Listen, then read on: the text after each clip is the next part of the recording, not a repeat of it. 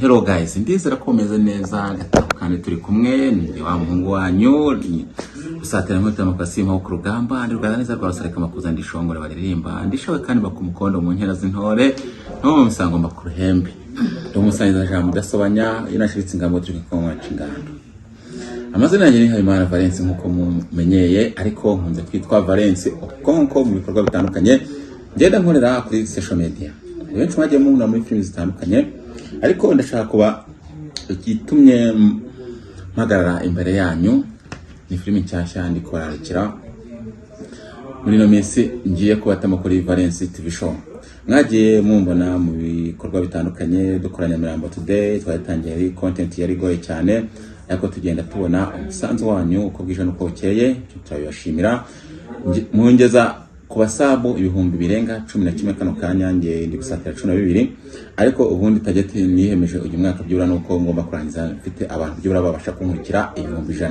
Kandi mwebwe mwakoze subscribe nundi nimwe mfite nimwe inshuti zanjye, namwe nizera ntashidikanya ko muzangiza no ku bindi bikorwa nk'ibi byose bitandukanye ndi guteganya, kuko nanjye ndo mutajya ubatenguha.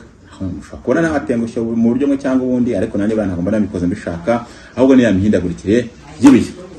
Kakanya no muri kubona hano nicaye muri studio cyangwa se kuri set ya filimi cyacha turi gukora iri guta kuri Miss Nyambo, filimi ita umuvandimwe mwene data. Ako urumva mwene data n'uvane naho dasaba ubwo nyine nanjye ndasabye, ariko n'ubundi ngendamye mu gisabo niyo mpamvu najya nseba.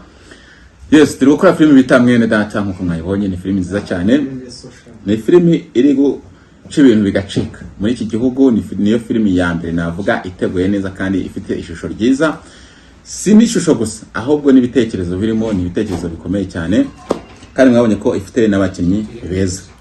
So ubwo rero mbashishikariza ko umuntu yareba iyo filimi turi gukora mwene data, nyamuneka uri gucikwa. Wakunze filimi y'ibanga twakunze still n'ubundi nayo iracyahari, ariko niyo ngiyo ndayigukangurira. Ikindi cya kabiri ngarutse kuri Valence TV show, wera mu cyumweru gitaha mugiye kujya mwakira episode 3 mu cyumweru. Twaje twikwije, ntago ibintu bikiri nka kwakundi.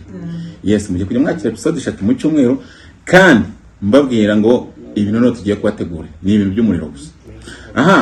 Mwagize gutya mwanye dutangiranye Mirambo Today, turi kumwe na Mere, ubu ngubu ni nawe uri ku kamera. Ungu asigaze na kamera, niyo mpamvu muri kubona ni gusa neza. Wangize mwiza.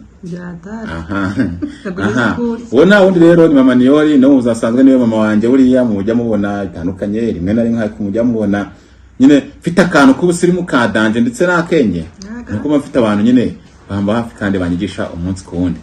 Ubwo rero mu bikorwa tugiye gutangira gukorana nawe nyine ari mu baterankunga banje bakuru, urumva mbivuze hakiri kare.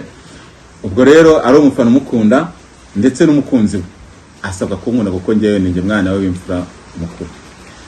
Guys, ndibabwiye kare guhera mu cyumweru gitaha kuwa mbere